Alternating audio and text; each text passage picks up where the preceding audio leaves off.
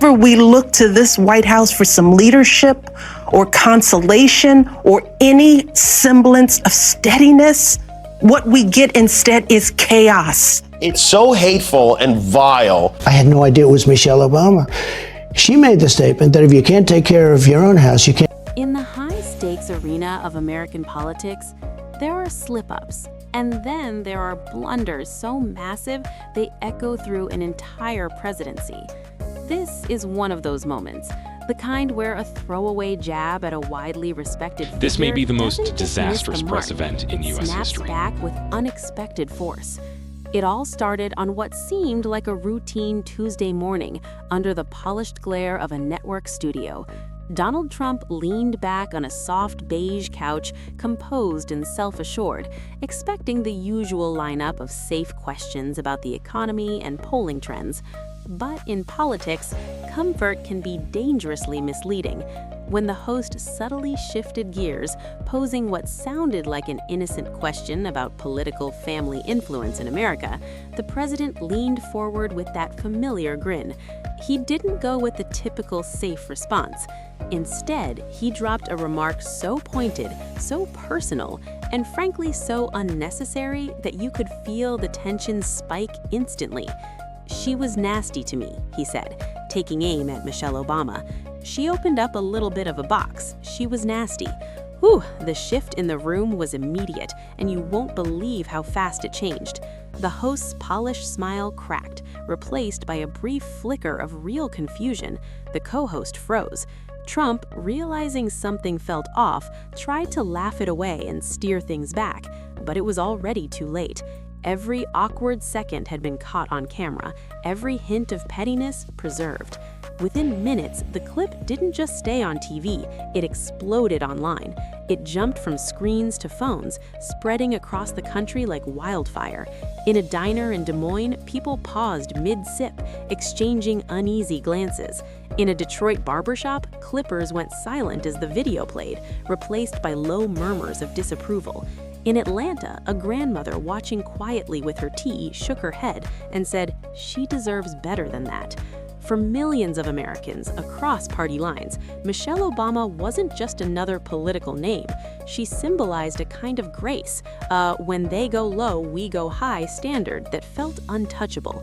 Going after her didn't feel like politics, it felt like crossing a line. Inside the West Wing, things escalated fast. This wasn't business as usual anymore. Seasoned aides who had weathered countless online storms could tell instantly this one hit different. They watched sentiment online flip sharply into backlash. This wasn't a policy fight where supporters would rally. This was about character, and it wasn't looking good in real time. Draft statements were rushed, rewritten, and ultimately scrapped. Reporters were already circling, their questions getting sharper by the second. Advisors warned Trump the reaction was unusually strong, especially among suburban women, a group he couldn't afford to alienate. But he waved it off, brushing it aside like it was nothing more than a word. Still, you could sense even he knew the pressure was building. The atmosphere in Washington grew tense, almost electric.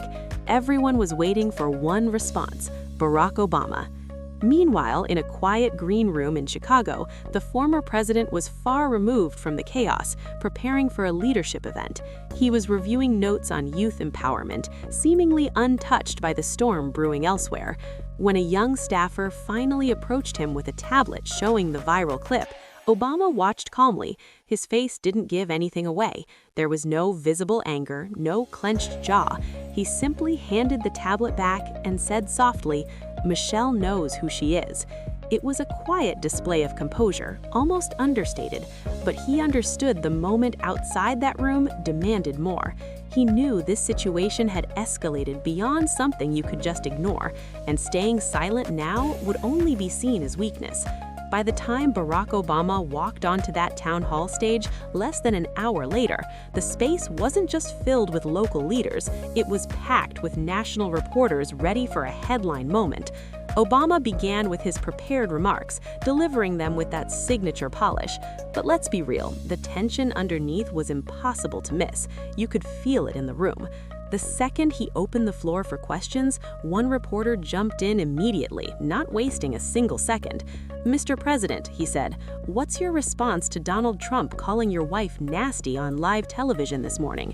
The room went dead silent, like you could actually hear cameras clicking. Obama paused. He placed his hands on the lectern and scanned the audience, letting the moment breathe.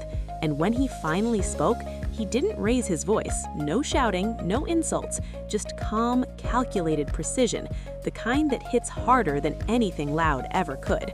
"Michelle," he began steadily, referring to Michelle Obama, "has spent her life lifting others up. She's championed women, she's inspired young girls to dream beyond their limits, and she's served this country with a level of grace and strength that speaks for itself.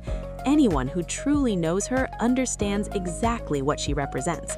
Then he paused again, letting that sink in. You won't believe how heavy that moment felt. So when someone in a position of great power feels the need to tear down a woman like that, when they fall back on name-calling instead of substance, it doesn't say anything about her. It tells you everything about them. It reveals insecurity. It reveals how small they feel inside. The entire room seemed to inhale at once. This wasn't a clapback, it was something deeper. It was like he flipped the entire narrative without even raising his tone. Obama didn't step into the mud, he stayed above it, and in doing so, exposed Trump's weakness. A woman in the audience stood up next, her voice trembling, saying the comment had personally hurt her. Obama nodded with empathy. "You're right to expect better," he replied. "Michelle doesn't need me to defend her. She's the strongest person I know. But moments like this remind us we should demand more from our leaders. We should expect dignity. We should expect respect. Not just for those we agree with, but for everyone." And just like that, the response went viral, faster than the original insult ever did. Newsrooms scrambled, breaking down the contrast in real time. Social media lit up with praise for his calm and control. Even critics had to admit this was a completely different level of composure compared to what happened earlier. Back in Washington, the fallout hit hard. White House staff were scrambling, but there's no PR fix for looking small on a national stage. Obama didn't go after policies, he went straight at presence and character. By nightfall, the shift in narrative was undeniable. Trump watched as control slipped away from him. He tried to come off as tough, but next to Obama's quiet confidence, it landed completely differently. Instead of strength, it looked like a bully picking the wrong fight.